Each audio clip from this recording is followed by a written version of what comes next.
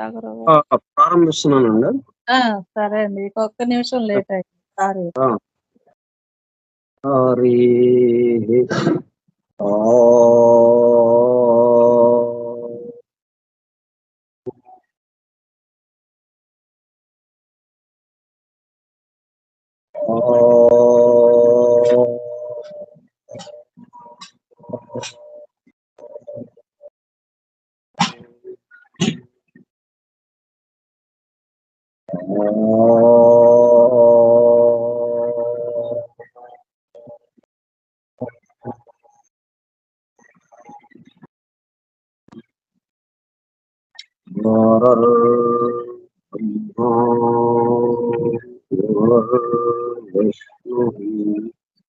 గురుర్దేవో మహేశ్వరః గురు సాక్షాత్ పరం బ్రహ్మ తస్మై శ్రీ గురవే నమః.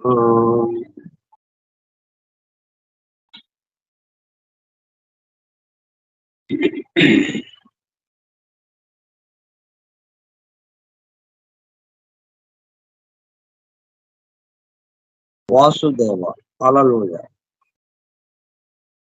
The hidden wisdom in the Holy Bible. నిగూఢముగా రహస్యముగా దాగి ఉన్న దైవమే పరిశుద్ధ బైబిల్ గ్రంథం. బైబిల్ రహస్య ప్రకాశం టైప్ గ్రూప్ సోదర సత్య అన్వేషక బృందములకు స్వాగతం. అందరకు నమస్కారం.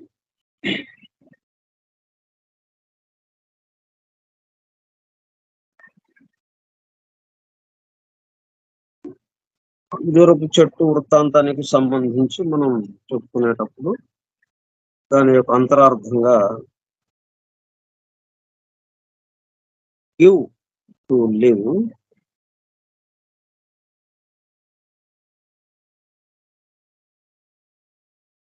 Share to enjoy, serve to unfold. ఈ మూడు విషయాలు మనకి కర్తవ్యం, మనం చేయవలసిన పనులుగా చెప్పుకోవచ్చు.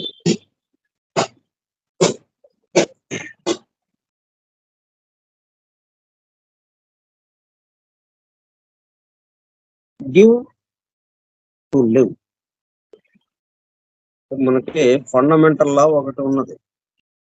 ఈ సృష్టిలో, ఈ విశ్వంలో మూలమైనటువంటి ఒక సూత్రం, ఒక సిద్ధాంతం, ఒక ధర్మము, మూల ధర్మం. అదేంటంటే సెల్ఫ్లెస్ గివింగ్. అంటే ఇవ్వటము అనేది ఎట్లాగా, మనం ఇచ్చేటప్పుడు మనకి ఇవ్వటం కాకుండా మనకి ఏది వస్తుందో అది గుర్తుంటుంది. దానికి ఎక్కువ ప్రాధాన్యత ఇస్తూ మనం ఇచ్చేదానికి తక్కువ ప్రాధాన్యతగా మనం ఆలోచిస్తూ ఉంటాం. అట్లా కాకుండా ఈ సృష్టిలో ఉన్నటువంటి ధర్మం ఏంటి? Selfless giving. ఇస్తున్న వాడిని ఇస్తున్నాను అన్న విషయం మర్చిపోయి, అది లేకుండా, నేను ఇస్తున్నాను, నేను అన్నది లేకుండా ఇవ్వటం జరుగుతుంది అంతే. గివింగ్. ఆ ముందు నేను ఇస్తున్నాను అన్న దాంట్లో నేను తీసేయమంటారు. ఎందుకని అందరిలోనూ ఉన్నది నేనే కాబట్టి. నేను ఇస్తున్నానని అంటున్నావు, ఎవరికి ఇస్తున్నావు? అవతల ఎవరికో ఇస్తున్నానండి అని అంటాం. అవతల ఉన్న ఎవరు అవతల ఉన్న వ్యక్తి ఎవరు?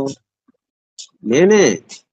నేను అన్న సెల్ఫ్ ఏదైతే ఉందో, ఆత్మ ఏదైతే ఉందో, సోల్, స్పిరిట్, ఇట్లా మూడు రకాల పేర్లతో మనం పిలుస్తాం. Self, soul, spirit. సెల్ఫ్ అనేటప్పుడు కల్లా పూర్తిగా పరిమితమైనటువంటి, స్థూలానికి వచ్చినప్పుడు మనకు అనిపించేది ఏదైతే ఉందో, మన దేహానికి పరిమితమై మనం మాట్లాడుతున్నప్పుడు దేన్ని ఉద్దేశించి మాట్లాడతామో అది నేను అన్నది సో మన సెల్ఫ్ గా ఉంటుంది. ఇంకొంచెం ముందుకు వెళ్ళినప్పుడు సోల్ అనేది ఉంది, జీవాత్మ అనేది. ఇంకా ముందుకు వెళితే ఈ మొత్తానికి కలిపి స్పిరిట్ ఉన్న ఆత్మని రకరకాల స్థాయిని బట్టి మనము ఆ పేర్లు పెడుతున్నాం మనకు అర్థం అవటం కోసం. ఉన్నది ఒకే ఆత్మ, ఒకే ఆత్మలోనే ఇదంతా జరుగుతూ ఉన్నది. కాబట్టి నేను సెల్ఫ్ గివింగ్ అని నేను ఇస్తున్నాను అన్నప్పుడు ఏమవుతుంది, నేనని వేరుగా ఉన్నది అన్నట్టుగా అవుతుంది. ఇంకొక వేరే వాడికి ఇస్తున్నాను అన్నట్టుగా ఉంటుంది. మరి ఇద్దరు నేనులు లేరు ఇక్కడ. స్థితి భేదం చేత ఉన్నట్టుగా మనకు అనిపిస్తుంది, కానీ నీరు మంచుగడ్డ కట్టుకున్నప్పుడు స్థితి భేదం చేత అనేక మంచుగడ్డలు అక్కడ ఉన్నాయి, కానీ వాస్తవంగా ఒక నీటికి సంబంధించిందే కదా అదంతా. ఒక నీరు అన్నదానికి సంబంధించిందే, ఒక నీరే అనేక మంచుగడ్డలుగా రూపాంతరం చెంది. అలాగే ఒక ఆత్మే ఎన్నో కోటాను కోట్ల ఆత్మలాగా మనకి రూపాంతరం చెంది ఉన్నారు. అందుకని మనకి భేద స్థితి తెలుస్తుంది. నేను వేరు, మీరు వేరు, వాళ్ళు వేరు అని ఇట్లాగా అన్నిట్లోనూ వేరు వేరుగా చూస్తున్నాం. అట్లా వేరు వేరుగా చూడటం వల్ల మనం ఏం చేస్తున్నాము, ఇస్తున్నాను అన్నదానికి నేను అని చేరుస్తున్నాం. మనం ఏది చేసినా, ఏది ఆలోచించినా మొత్తానికి నేను అని చేరుస్తున్నాం. ఆ నేను ఏంటి, దేహానికి పరిమితమైనటువంటి నేను. అది లేకుండా ఇవ్వండి. ఉన్న ధర్మం ఏమిటి? ఎందుకంటే ఎవరెవరికి ఇస్తున్నారు, ఇద్దరు లేరు కదా. నాకు నేను ఇచ్చుకోవటం ఉన్నది కదా. నాకు నేను ఇది ఇచ్చానండి, ఇది తీసుకొచ్చి నేను నాకు ఇచ్చుకున్నాను అని అంటానికి లేదు కదా. ఇట్లా ఇది నేనులో జరుగుతుంది, ఒకే ఒక నేనులో. సంస్థానికి సంబంధించినటువంటిది ఏదైతే ఉందో ఒక్కట్లోనే ఇది జరుగుతుంది. కాబట్టి ఒకడు ఇంకొకటికి ఇవ్వటం అని ఇంకొకటి అనేది ఇక్కడ లేదు. కాబట్టి నేను ఇవ్వటం అనేది ఉండదు. అందుకని సెల్ఫ్లెస్ గివింగ్ ఉన్న విషయం చెప్తున్నారు ఇక్కడ. అంతేగాని మీరు జాగ్రత్తగా మీరు నేను ఇస్తున్నానండి అనేది వదిలేయాలి. మీరు నేను ఇస్తున్నానంటే అహంకారం పెరుగుతుంది అని మనకి చెప్తూ ఉంటారు. కానీ ఎందుకు అనే దానికి ఒక్క నేనులోనే ఇది జరుగుతుంది. కాబట్టి ఒక్క నేనులో ఇంకొకరికి ఇవ్వటం అనేది సాధ్యపడదు. కాబట్టి ఒకరు ఇంకొకరికి ఇవ్వటం అనేది సాధ్యపడదు. ఎందుకంటే ఇంకొకరు లేరు కదా. ఇక్కడ ఇంకొకళ్ళు ఉంటే వాళ్ళకి ఇవ్వచ్చు మనం, ఇంకొకళ్ళు లేరు. నేను, మీరు, వాళ్ళు, వీళ్ళు సమస్తము ఒక ఆత్మకి సంబంధం, ఒక ఆత్మలో భాగం. ఆత్మకి ఆత్మ ఇవ్వటం ఉన్నది కదా. ఒక ఆత్మకి ఇంకొక ఆత్మకి ఇవ్వచ్చు, కానీ ఇంకొక ఆత్మ ఇక్కడ లేదు. అందుకని సెల్ఫ్లెస్ గివింగ్ ఆ మాట చెప్పినప్పుడు ఇది మనకి ఎందుకు అని అంటే ఇది గుర్తుండాలి. అందుకే అది ధర్మంగా పెట్టారు అక్కడ. Fundamental law, fundamental law, selfless giving is a fundamental లా, మూల ధర్మము అది.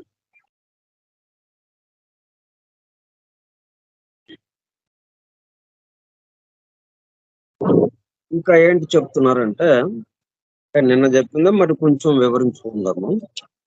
Attention is thus drawn to great and mysterious principle which might be called the law of flow.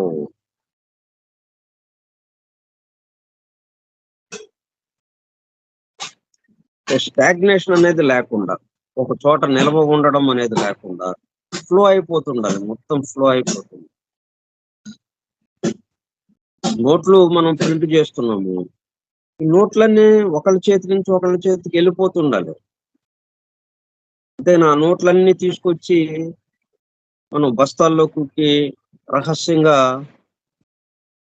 భూమి తవ్వి భూమి లోపల ఎక్కడో దాచిపెడితే అది చాలా ఇబ్బంది అవుతుంది. అలాగ దాచిపెట్టడం ఏమవుతుంది? ఆగిపోతే ఏమవుతుంది? ప్రవహిస్తుంటే అది ఆరోగ్యకరంగా ఉంటుంది. ఆగిపోయింది అంటే మురుగునీరుగా మారిపోతుంది. అది అటు పంట పొలాలకి పనికిరాదు. ఇటు మనం తాగటానికి పనికిరాదు. అట్లా రెండిటికి పనికి రాకపోగా మనకి హాని చేసే హానికారక క్రిములు అక్కడ తయారవ్వడానికి, అవి అక్కడ పుట్టడానికి అవకాశం కలుగుతుంది. ఇన్ని రకాలుగా మనకి నష్టం చేకూరుస్తుంది. ఫ్లో లేకుండా ఉంటే, ప్రవాహం లేకుండా నిలవ నీరు అన్నామంటే మొత్తం ప్రమాదంలోకి వెళ్ళిపోతాం. అందుకని లా ఆఫ్ ఫ్లో, ప్రవాహ ధర్మము, ప్రవహించటమే, ఒక చోట ఆగకూడదు. విచ్ ఈస్ అది ఎట్లాగా మనం చేయాలి? ఎలాగా ప్రవహించాలి? మన దగ్గర ఆగకుండా ఎట్లాగా వెళ్ళిపోవాలి అంటే 3 స్థాయిల్లో చెప్పాడు మనకి, 3 స్థితులుగా. Give to live. మన దగ్గర ఉన్నది ఇస్తూ ఉండాలి. మనం జీవించాలి అంటే మొత్తం మనమే దాచుకుందామని అనుకుంటే మనం జీవించలేము. మొత్తం అనారోగ్యంతో మనము ఎండిపోయి చనిపోవటం జరుగుతుంది. Wither away and die. అదే అంజూరపు చెట్టు లాగా అయిపోతుంది. అంజూరపు చెట్టు కాయలు ఇవ్వలేకపోయింది, అందువల్ల అది ఎండిపోయి చనిపోయింది అన్నట్టుగా. కాబట్టి మనం జీవించి ఉండాలి అంటే, మనం జీవించాలంటే మన చుట్టూ ఉన్న వాళ్ళకి ఇస్తూ ఉండాలి. Share to enjoy. మనం ఆనందించాలి అంటే, మనకు ఆనందం కలగాలి, సంతోషం కలగాలి అంటే షేర్. మనకున్నది ఇతరులతో పంచుకోవడం, పంచుతూ ఆనందించటం, ఇస్తూ జీవించటం. ఇస్తూ జీవించుట, పంచుకుంటూ ఆనందించుట. ఇదంతా ఇతరులకి అన్నట్టుగా, ఇతరులకి ఇస్తూ జీవించటం, ఇతరులతో పంచుకుంటూ ఆనందించటం. And serve to unfold.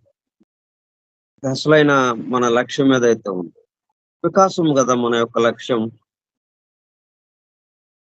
పరిపూర్ణుడుగా మారిపోవటం, పరిపూర్ణుడుగా అవడం, అలా వికసించటం, పరిపూర్ణత్వానికి చేరటం. అలా చేరాలి అంటే ఏం చేయాలి? మనం మన చుట్టూ ఉన్న వారికి సేవ చేయడం, సేవ చేస్తూ వికసించటం, సేవ చేస్తూ పరిపూర్ణుడుగా మారటం. ఈ 3 సూత్రాలు మనకి చెప్పారు. దేని మీద ఆధారపడి? లా ఆఫ్ ఫ్లో మీద ఆధారపడి. ప్రవాహ ధర్మము అంటే ఎక్కడ ఆగకుండా ప్రవహించటం.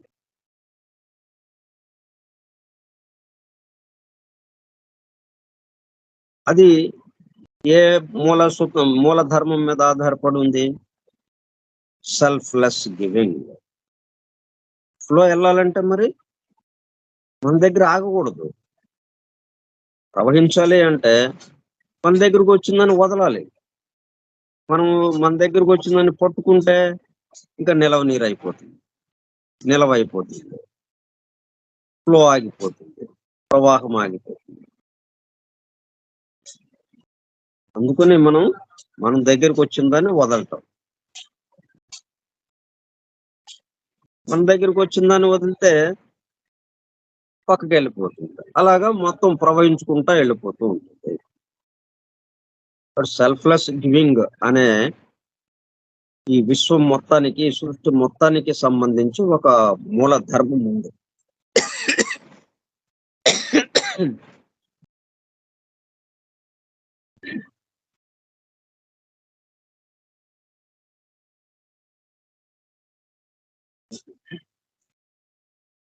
దాని ఆధారంగా ది లా ఆఫ్ ఫ్లో నడుస్తూ ఉన్నది.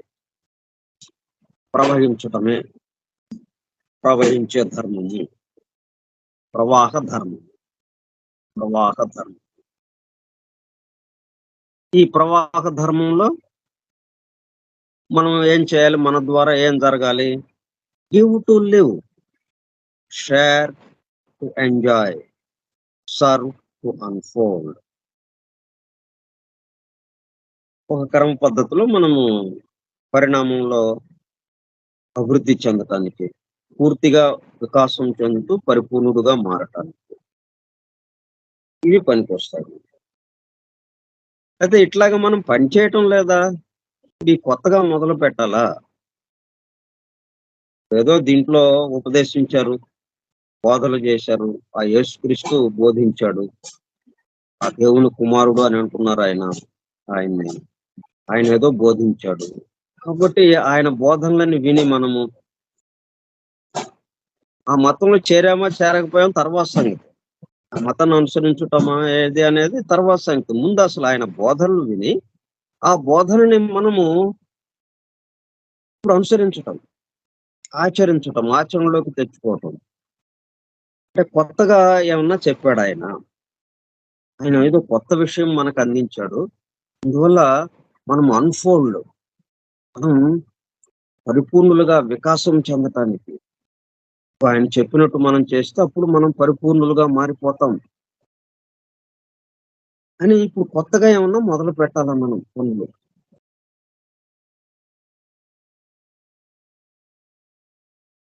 కొత్తగా మొదలు పెట్టేది ఏమీ లేదు. ఉన్న పనులే అలాగే చేస్తున్నాం.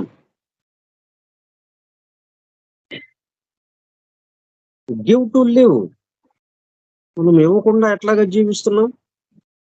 పుట్టిన దగ్గర నుంచి చనిపోయేదాకా, మరణించేదాకా ఇస్తూనే ఉన్నాం. కానీ మనము అలా భావించటం లేదు. Share to enjoy. అట్లాగే పంచుతూనే ఉన్నాం జీవితం అంతా. కానీ అట్లాగా భావించటం లేదు. దానివల్ల ఆనందము కలగటం లేదు. జీవితం జీవిస్తున్నప్పటికీ, అదే పద్ధతిలో చేస్తున్నప్పటికీ మనకు ఆనందం కలగట్లేదు. అదే పద్ధతిలో మనము ఇస్తున్నప్పటికీ మనము జీవిస్తున్నట్టుగా లేదు. నిస్సారంగా ఉంది జీవితం. బాధలతో, కన్నీళ్లతో, కష్టాలతో, నిస్సారంగా, నిరాశగా ఇలాగా ఉంది జీవితం. జీవించటం అంటే ఎంత ఆనందంగా, ఎంత ఇదిగా జీవించాలి, ఎంతో ఉత్సాహంతో. అట్లాగా లేదు జీవించటం. ఎందుకంటే ఇవ్వటం అనేది మన దగ్గర లేకుండా ఉండటం వల్ల. కానీ ఇవ్వకుండా ఉంటున్నామా? పొద్దున్న లేచిన దగ్గర నుంచి రాత్రి పడుకునేదాకా ఇతరులకు ఇస్తూనే ఉన్నాం. ఇతరుల కోసం మనం పనులు చేస్తూనే ఉన్నాం కదా. అదే ఇవ్వటం. ఇక్కడ చెప్పినటువంటి 3 సూత్రాలు ఏవైతే ఉన్నాయో, give to live, share to enjoy, serve to unfold. ఇస్తూ జీవించు, పంచుకుంటూ ఆనందించు, సేవ చేస్తూ పరిపూర్ణుడు కమ్ము, పూర్తి వికాసవంతంగా మారిపో అని అన్నట్టుగా ఈ 3 పనులు మనం చేస్తున్నామా లేదా? కాకపోతే మనం అట్లా అనుకోకపోవటం వల్ల ఇప్పుడు ఏదోదో కొత్తగా చెప్తున్నట్టుగా మనకు అనిపిస్తుంది. అటు భావనలో మార్పు తెచ్చుకుంటాం, పనుల్లో కాదు మార్పు తెచ్చుకోవాల్సింది. మనము ఇట్లాగా ఏదైనా ఉపన్యాసాలు గాని, లేకపోతే ఆధ్యాత్మిక ఉపన్యాసాలు, లేకపోతే ఈ అధ్యయన తరగతులు, ఇలాగ వీటి గురించి ఏమి మాట్లాడుకున్నా, ఎప్పుడు మాట్లాడుకున్నా మనం మారాలన్నమాట. ఈ కొత్త పనులు మనం మొదలు పెట్టాలి. ఇప్పుడు చేస్తున్న పనుల్లాగా కాకుండా కొత్త పనులు మొదలు పెట్టాలి మనం. అట్లాగా ఏవో సాధనలు చేయాలి అని ఇట్లాగా మనం భావిస్తూ ఉంటాం. అంతేగాని అవే పనులు మనం చేస్తున్నాము, మన ద్వారా జరుగుతున్నవి. ముందు అదే అర్థం కావాలి. పనులన్నీ వీళ్ళు ఏ పద్ధతిలో చెప్పారో, ఏ మూల ధర్మాన్ని అనుసరించి ఎలాగ చేయాలని నిర్దేశించారో, ఆ దైవం నిర్దేశించి ఈ పవిత్ర గ్రంథాల్లో అందించాడో, అదే పద్ధతిలో మనము చేస్తున్నాం పనులు. అట్లా చేస్తున్నామని మనం అనుకోవటం లేదు. ఇంకొక రకంగా చేస్తున్నాం అనే భావనతో ఉన్నాం మనం. ఇక్కడ తేడా వస్తుంది. ఇందువల్ల గివ్ టు లివ్ ఇస్తూనే ఉన్నాము, కానీ ఇవ్వటం లేదు. మనకి ఇష్టమైంది ఇస్తున్నాం. మనం కొంతవరకు ఇస్తున్నాం, కొంతవరకు ఆపుకుంటున్నాం. ఇది నేను జాగ్రత్తగా దాచిపెట్టుకోవాలి ఇది అన్నట్టుగా. ఆ ఇవ్వటం కూడా మన కోసం ఇస్తున్నాము అన్నట్టుగా, వాళ్ళ కోసం ఇస్తున్నాము అన్నట్టు కాకుండా మన కోసం ఇస్తున్నాం. మన కోసం ఇస్తున్నాం అనేటప్పటికల్లా ఆ లివ్ అనే పదం తప్పిపోతాం, జీవించటం తప్పిపోతాం, నిస్సారమైపోతుంది జీవితం. అట్లాగే షేర్, పంచుకోవటం కూడా మన కోసం అవతల వాడితో పంచుకుంటున్నాం.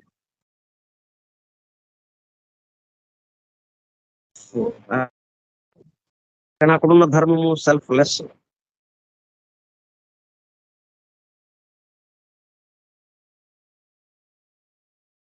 ఇది పనులు మనం చేస్తున్నాం. 3 పనులు జరుగుతున్నాయి. Give to live, share to enjoy, serve to unfold. కానీ మనం అనుకోకపోవటం వల్ల ఏమైంది?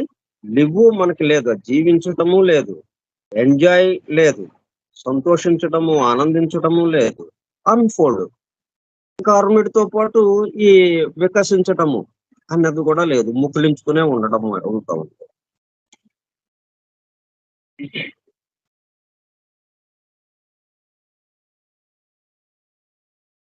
This is the ideal of selfless giving.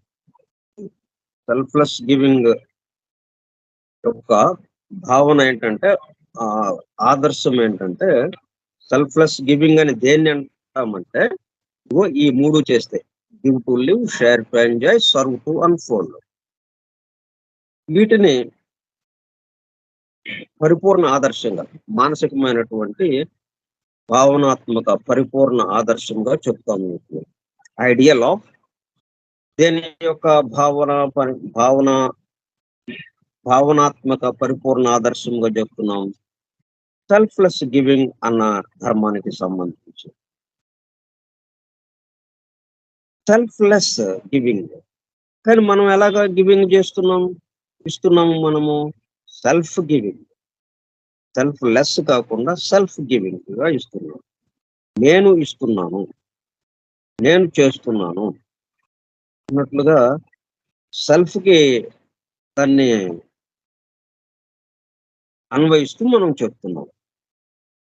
వాస్తవంగా ఇది మన ద్వారానే జరుగుతుంది, కానీ ఒకళ్ళు చేసేదేమీ ఇక్కడ లేదు. నేను చేయుట అన్నది ఇక్కడ లేదు. ఎందుకంటే సెల్ఫ్ అనేది, ఈ ఆత్మ అనేది ఒకటే ఉన్నది, ఒకే ఒక ఆత్మ. ఒకే ఒక ఆత్మలో నేను ఇంకొక ఆత్మకి ఇవ్వటం అనేది ఇక్కడ జరగదు. కాబట్టి ఇవ్వటము ఇవన్నీ కూడా అందుకని సెల్ఫ్లెస్ గివింగ్. ఇక్కడ మనము స్థూలంగా వచ్చాం కాబట్టి, అనేకత్వంలో ఉన్నాం కాబట్టి గివింగ్, రిసీవింగ్ ఇట్లాగా ఇవి ఉంటాయి. కానీ ఒక దాంట్లోనే ఇవన్నీ జరుగుతున్నాయి అన్న విషయం మనకు గుర్తుండాలి. అనేక ఆత్మలుగా కాకుండా. అట్లాగే గివింగ్ అంటే అర్థం ఏంటి మరి? ఇది ఇస్తూ ఉండటమేనా? ఇక మనకి మరి నాకెవరు ఇస్తారు అన్న ప్రశ్న వస్తుంది. మరి నువ్వు ఇస్తున్నావు, అట్లాగే అవతల వాడు మనకి ఇస్తున్నాడు కదా. అట్లా అందరూ ఇస్తున్నారు అంటే తీసుకునేవాడు ఎవడు? ఇచ్చేవాళ్లే తీసుకునేవాళ్ళుగా కూడా ఉంటున్నారు. ఒకడు ఇస్తుంటే ఇంకొకడు తీసుకుంటున్నాడు. ప్రతి వాళ్ళము ఇచ్చేవాళ్ళంగా ఉంటున్నాము, తీసుకునే వాళ్ళంగా ఉంటున్నాము. మన దగ్గర ఉంటేనే కదా మనం ఇస్తున్నాము. మన దగ్గర లేని మనం ఎక్కడ ఇస్తాము? మన దగ్గరికి ఎలాగొచ్చింది? ఇంకొకళ్ళు ఎవరో మనకిస్తే కదా. ఇంకొకళ్ళు ఎవరో మనకిస్తే ఆ గివింగ్ ద్వారా మనకు వచ్చిందా? అతనెవరో మనకిస్తే మనం రిసీవ్ చేసుకున్నాం. వాళ్ళు గివింగ్, వాళ్ళు ఇస్తున్నారు. ఆ ఇస్తున్న దాన్ని మనం ఏం చేస్తున్నాము? గ్రహిస్తున్నాం, రిసీవింగ్. మరలా ఏం చేస్తున్నాము? మనం గ్రహించిన దాన్ని, మనం రిసీవ్ చేసుకున్న దాన్ని తిరిగి గివింగ్, ఇస్తున్నాం. ఇట్లా గివింగ్ రిసీవింగ్ రెండు కూడా ఒకళ్ళలోనే జరుగుతున్నాయి.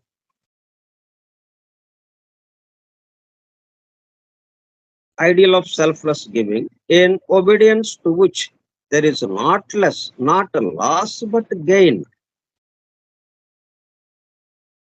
దీనివల్ల నష్టం ఉంటుంది అన్నట్టుగా భావన రావచ్చు మనకి. ఇచ్చుకుంటా పోతే ఇంకా నాకేం మిగులుతుంది, నేను బతికేది ఎట్లాగా అన్నట్లుగా మనకు ఒక ఆలోచన వస్తుంది. కానీ ఇట్లాగా చేస్తున్నందువల్ల, ఎందుకంటే భావనలోనే మార్పు కానీ పనుల్లో మార్పు లేదు కదా. ఒక పని మనం చేసాం, ఒక దుకాణం పెట్టుకున్నాం, వస్తువులు అమ్ముతున్నాం. ఆ వస్తువులు అమ్మటం ద్వారా వచ్చే ఆదాయం మనకు ఉంది కదా. కానీ మనం ఎట్లాగా చేస్తున్నాము, ఇది అవతల వాడికి అందిస్తున్నాం అన్నట్టుగా. వాళ్ళు తెచ్చుకోలేరు కదా ఆ వస్తువుని. ప్రతి వాళ్ళము వెళ్ళి, ఇప్పుడు కొబ్బరికాయ ఉంది, కొబ్బరికాయ ఎక్కడికి వెళ్ళి తెచ్చుకోవాలి, ఆ కొబ్బరి తోటల్లోకి వెళ్ళాలి. అవి ఎక్కడో ఉంటాయి, ఆ కోనసీమలోనో లేకపోతే కేరళలోనో ఇలాగ కొబ్బరి తోటలు ఉన్న చోటకు వెళ్ళాలి. మనం అందరము అక్కడికి వెళ్ళి ఆ కొబ్బరి తోటలో ఉన్న కొబ్బరికాయని తెచ్చుకోవాలి. అది సాధ్యమవుతుందా? కాదు కదా. అందువల్ల కొంతమంది ఏం చేస్తున్నారు, ఆ కొబ్బరి తోటల నుంచి సేకరించి కొబ్బరికాయల్ని ఇట్లాగా మనకి దగ్గరలో ఒక దుకాణం లాగా పెట్టుకుని మనకు అందుబాటులోకి ఉంచుతున్నారు కొంతమంది. మనం ఒక 10 అడుగులు వేసి ఆ దుకాణం దగ్గరికి వెళ్ళి కొబ్బరికాయ తీసుకుంటున్నాం. వెరీ సింపుల్, చాలా తేలికగా మనము ఆ కొబ్బరికాయని తీసుకున్నాం. ఇక్కడ ఆ కొబ్బరికాయ అమ్మేవాడు ఏమనుకోవాలి, ఇస్తున్నాను అనుకోవాలి. ఇప్పుడు వీడేమనుకోవాలి, వీడికి దీని యొక్క విలువని ఇస్తున్నాను నేను. కొబ్బరికాయ ఊరికే నేను తీసుకోవటం కాకుండా ఆ కొబ్బరికాయ ఎంత విలువ చేస్తుందో ఆ వాడు చెప్పిన విలువను మనము రూపాయల్లో అతనికి ఇస్తున్నాం.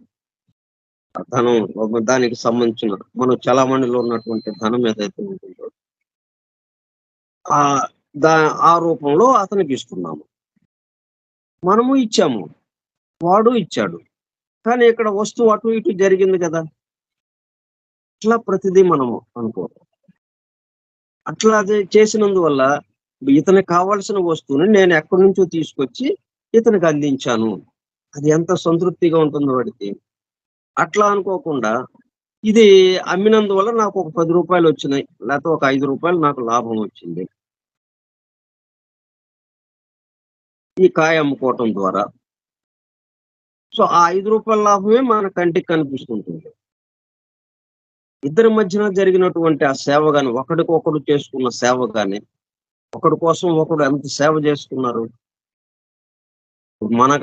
నాకు కొబ్బరికాయ కావాలి, నాకు కొబ్బరికాయ కావాలని నా కోసం మొత్తం తోటలన్నీ తిరిగి ఎక్కడెక్కడో సేకరించి తన దగ్గర సిద్ధంగా ఉంచాడు. నేను ఎల్లంగానే ఇవ్వటానికి వీలుగా. ఎంత సేవ అది. అటు ఊరికే నేను తీసుకున్నానా, దానికి విలువ ఎంత ఉందో అంత వాడికి ఇచ్చేసాను. అతనేమో కొంత తక్కువ రేటుకి తెచ్చుకుని కొంచెం ఎక్కువ రేటుకి అమ్మాడు. ఆ మధ్యన మిగిలినటువంటిది ఏదైతే ఉందో అది లాభంగా ఉంచుకున్నాడు. తన యొక్క షాప్ మెయింటెనెన్స్ కానీ, కుటుంబం మెయింటెనెన్స్ కి, వీటి మొత్తానికి. ఇప్పుడు ఇతని కోసం నేను కాయ తెచ్చాను అన్నది. నా కోసం ఇతను కాయ తెచ్చాడు కాబట్టి నేను ఇదిగో ఇతనికి దాని యొక్క విలువని రూపాయల రూపంలో నేను ఇస్తున్నాను. అట్లాగా ఆయన ఇతనికి కావలసిన కాయని నాకు ఇస్తున్నాడు, అతనికి కావలసిన కాయని నేను ఇస్తున్నాను. గివింగే అక్కడ. ఈ కాయకి బదులుగా దాని యొక్క విలువని అతనికి ఇస్తున్నాను. గివింగే ఇక్కడ కూడా. Give to live. దాంతో ఇద్దరము బతుకుతున్నాం మనం.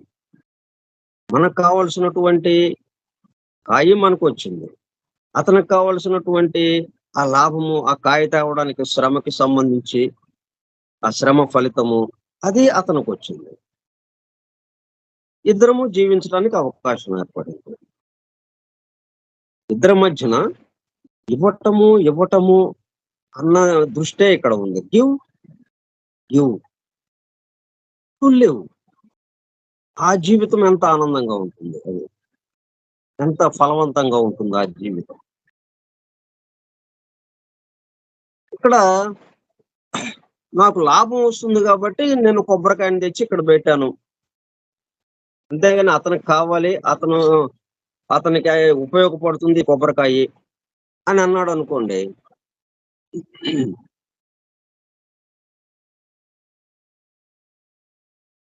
అప్పుడేమవుతుంది, సెల్ఫ్ గివింగ్ గా ఉంటుంది, తన కోసం చేసుకున్నట్టుగా ఉంటుంది. ఇట్లాగ ఉంటాయి ఇవి. కాబట్టి మనం చేస్తున్నది give to live, share to enjoy, serve to unfold. అలా అనుకోవట్లేదు మనం. అట్లా అనుకోకపోవటం ఎందుకు? Loss which there is loss. ఇట్లా అనుకుంటే మాకు లాస్ అండి అని అనిపిస్తుంది మనకు.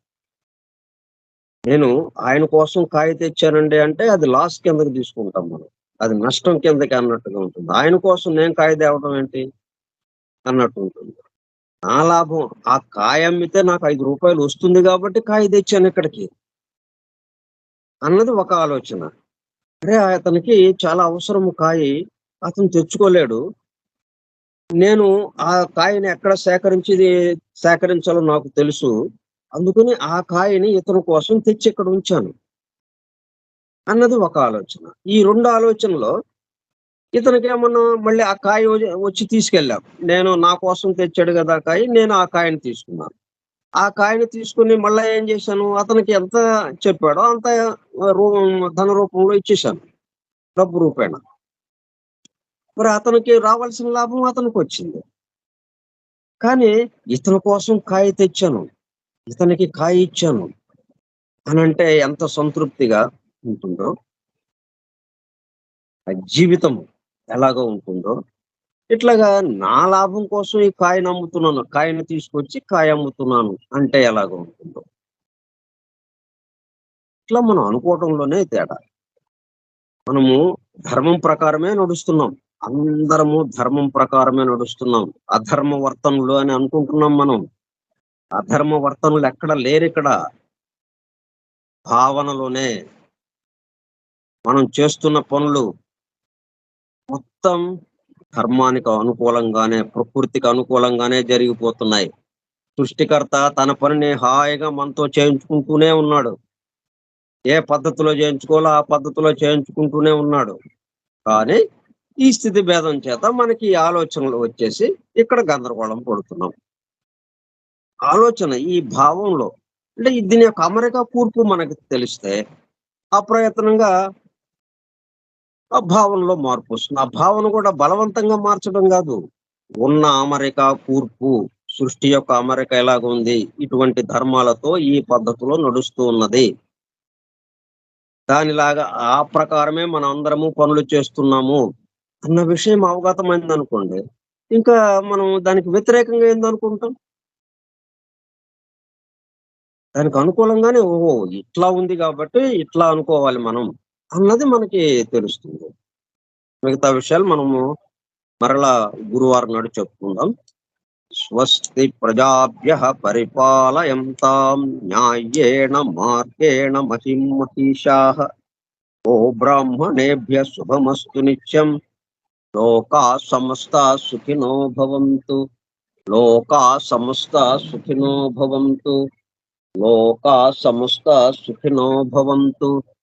ఓం శాంతి శాంతి శాంతి.